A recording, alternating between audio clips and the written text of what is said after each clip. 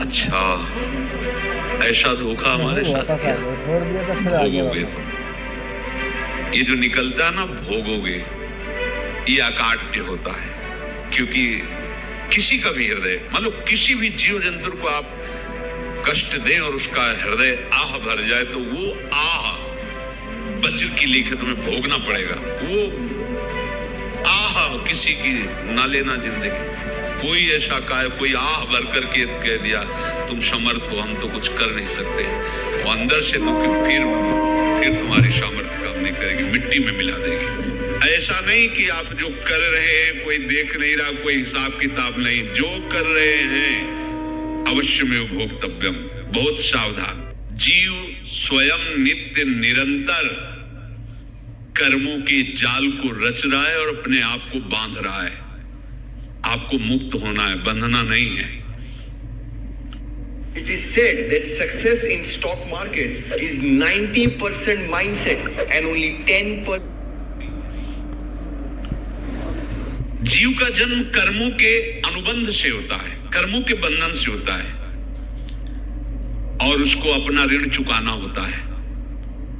कर्मानुबंध ये बहुत सूक्ष्म विषय है। जैसे आप जिस परिवार में जन्म लिए हैं, तो उस परिवार के लोगों से आपका ऋण है, इसलिए उसी परिवार में आप आए हैं।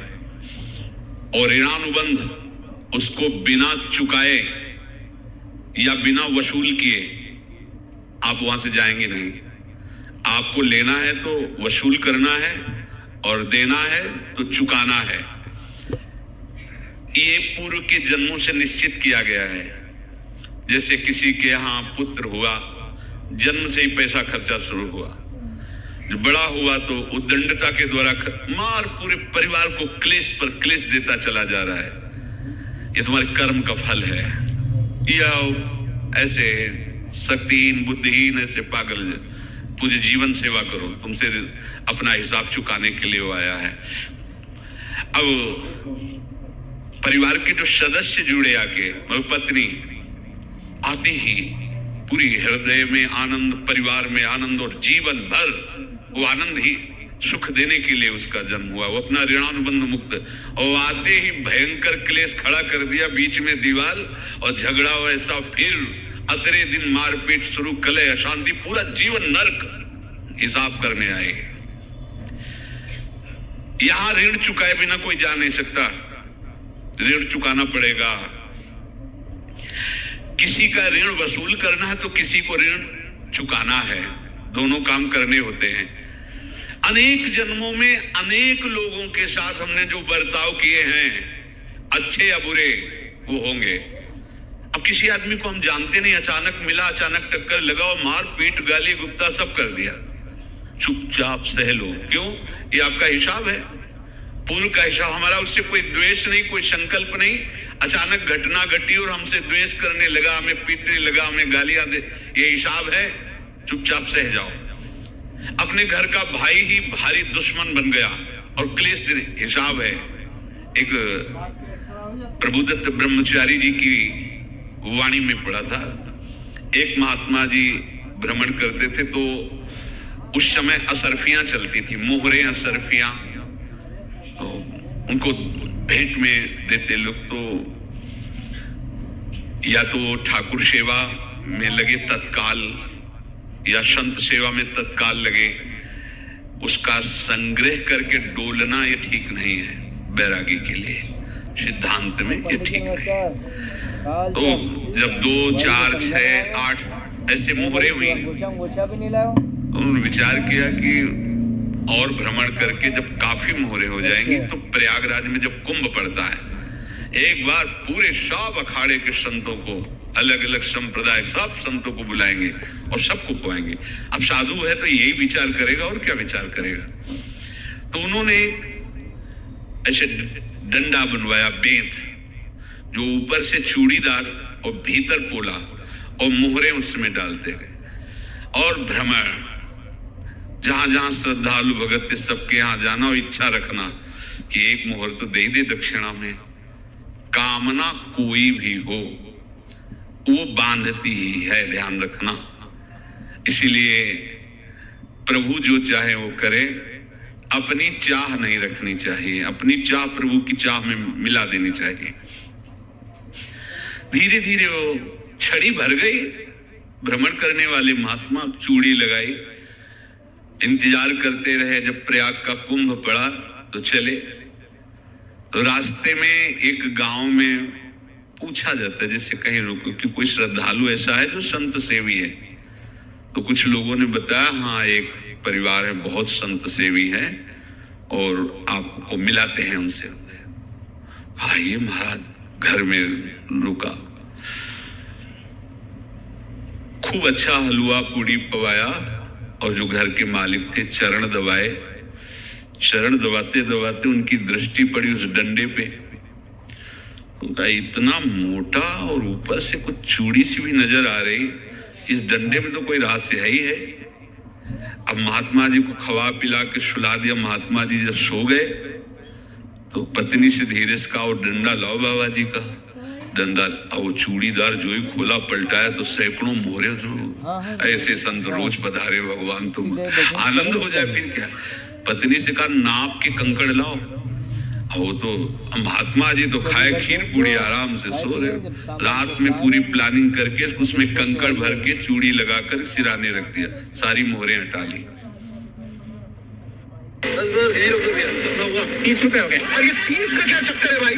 30 दिन से मजे करो, सब कुछ फ्री, और 30 दिन के बाद रोक लगाकर सिराने रख दिया, सारी मोहरें हटा ली।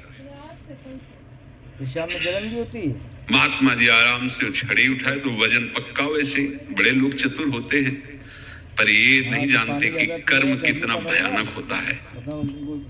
और उनकी कोई संतान नहीं थी, पर धन में इतना प्रेम उनको था, बहुत सावधान रहे। साधु महात्माओं के पास जो अर्थ है, गृहस्थी अगर आता वहीं से है, पर अगर उसको जोर जबरदस्ती या किसी छल कपट से, तो वो उसका विनाश ही करता है। आज तक का प्रमाण है। अब उनको ये भाव पता नहीं होगा, या पता होगा तो लोभ के कारण वो उसको मान नहीं पाए होंगे।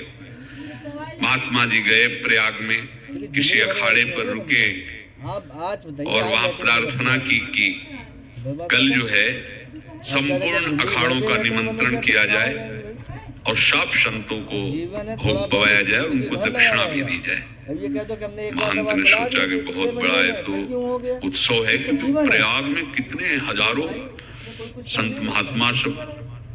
उनका महाराज बोरों इसमें चीनी और तीनों घी लगेगा, सब व्यवस्था। बोले आप मंगाइए, एक एक हिसाब हम करेंगे, हमारे पास सब व्यवस्था है। बोले कुछ तो पहले दे दो, वो इकट्ठे देंगे हम। उनको था कि अगर हम छड़ी खोला और 2-4 मोहरे दी, किसी को पता लग गया तो गड़बड़ हो सकती। बोले हम भंडारे के समय आखिरी में सब कुछ आपको दे देंगे। ठीक है। वो अपने पास से पैसे लगाकर खूब जितना सामग्री सब लाए, लाखों की, और सब संतों को निमंत्रण कर दिया। संत जन निमंत्रित हो गए, भंडारा बन रहा है। तब वहां के महंत है, उनका देखो भंडारा भी बन रहा है, संतों को निमंत्रण। अब आप अर्थ की व्यवस्था कीजिए, क्योंकि इतनी बड़ी हमारी सामर्थ्य नहीं थी जितना हमने किसी तरह हमने व्यवस्था की। अब मुझे अर्थ चाहिए, तभी आगे की व्यवस्था बढ़ेगी। संतों को दक्षिणा देंगे और जिनसे अर्थ लिया उनको दे। देखो रसोई बन गई है सब। उनका छत में विश्वास नहीं तो यार चूड़ी खोली। उनको तो था ना कि मोहरे हैं, कंकड़। तो जैसे कितना उनको सदमा लगा होगा, हजारों संतों का निमंत्रण, रसोई बन, और संत हो के छल कपट।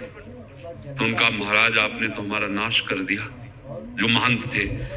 अब बताओ रसोई बन गई, संत निमंत्रित हो गए, और आप ये कंकड़ दिखा रहे हैं हमको।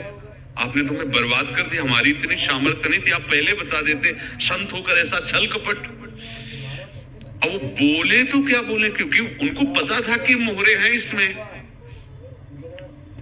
अंदर से उनका चिंतन गया उसी सेठ के पास, अच्छा ऐसा धोखा हमारे साथ किया, भोगोगे तुम। ये जो निकलता है ना भोगोगे, ये अकाट्य होता है। क्योंकि किसी का भी हृदय, मतलब किसी भी जीव जंतु को आप कष्ट दें और उसका हृदय आह भर जाए, तो वो आह वज्र की लेखे तुम्हें भोगना पड़ेगा। वो महीने भर से हो देखो गया। भीष्म जी को भोगना पड़ दो-तीन दिन दवा रहा खा के सांप देखो, को ऐसे जांच धनुष के कराओ। नोक से उठाया और बंबूल के कांटों के ऊपर फेंक दिया, कई दिन तक वो छेदा करवाया हुआ, करता वो है। आह भर करके मरा तो आपको 6 महीने बाणों की सैया पर आह किसी की ना लेना जिंदगी। कोई ऐसा कोई आह भर करके कह दिया तुम समर्थ हो, हम तो कुछ कर नहीं सकते, और अंदर से दुखी फिर तुम्हारी सामर्थ्य काम नहीं करेगी, मिट्टी में मिला देगी। फिर तो संत थे और भगवत आराधना के लिए, संत आराधना के लिए ही ऐसा किए हुए थे। अब इनका कैसे मुंह दिखाएं, अब क्या करें। सुबह संत जन आएंगे, सबके बीच में हमारी की देखो इन्होंने, अब क्या करें। गए और संगम में जाके छलांग लगाए, अपने प्राण त्याग दिए। अब उनके तो पास मोहरे थी और व्यापार बढ़ा, और 9-10 महीने बाद ही लड़का हुआ। अब तो उनको कि संत फलीभूत हो गया। देखो व्यापार चल रहा, लड़का नहीं होता था, लड़का भी हो गया, बड़ा आनंद छा रहा है।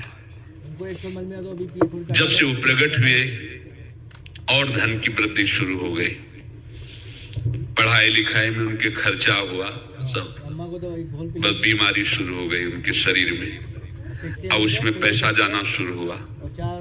इतने आसक्त तो वो दोनों हो गए कि कुछ भी हो, व्यापार ठप, संपत्ति बेचना शुरू। तो उन्होंने कहा कि बेटा मैं क्या कर सकता हूं तुम्हारे लिए। बोले हमारी अंतिम इच्छा है प्रयाग चलो, और जितने प्रयाग में संत महात्मा सबको एक बार भंडारा करवाओ, हमारी इच्छा अंतिम है, क्योंकि अंतिम यही इच्छा थी। बोले अब ज्यादा संपत्ति तो नहीं रह गई, तो बोले घर बेच दो, मेरे लिए ही तो है, बेच दो। मुझे लगता मैं बचूंगा नहीं, पर मेरी अंतिम इच्छा पूर्ण कर दो। घर बेच दिया, जेवर बेच दी। वहां गए, जब संत सेवा की तो बोले मुझे संगम तक ले चलो। संगम तक ले गए और बोले समझे तुम चुराए थे और हमने उसको छीना है, कुछ नहीं रह गया तेरे पास कुछ, अब केवल ममता और आसक्ति में जलकर मर और नरक प्राप्त कर। मैं वही महात्मा हूं जिसकी तूने मोहरे ली थी, शरीर छोड़ दिया। महात्मा को जन्म लेना पड़ा और इनको दुर्गति भोगनी पड़ी। ऋणानुबंध होश में, ऐसा नहीं कि आप जो कर रहे हैं कोई देख नहीं रहा, कोई हिसाब किताब नहीं, जो कर रहे हैं अवश्य में भोक्तव्यम, बहुत सावधान। अनेक जन्मों में अनेक लोगों से जो कुछ लिया दिया है, इस लेने देने को मिटा देने के बाद ही तुम मुक्त हो गए। इसीलिए एक उपाय है, लेना न देना, मगन रहना। क्या? मालिक को समर्पित हो जाओ, मालिक को अपना माना हुआ समर्पित कर दो, खत्म। काफी दिन से तो नहीं आ रही।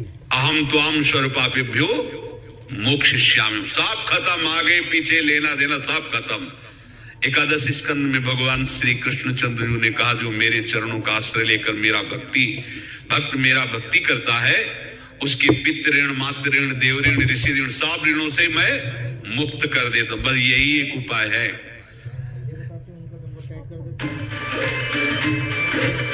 Oh my God! पता है मुझे किस कंपनी से इंटरव्यू कॉल आया है? पता है मुझे किस कंपनी से ऑफर लेटर आया है? पता है कौन सी कंपनीज मेरे लिए काम कर? उपाय है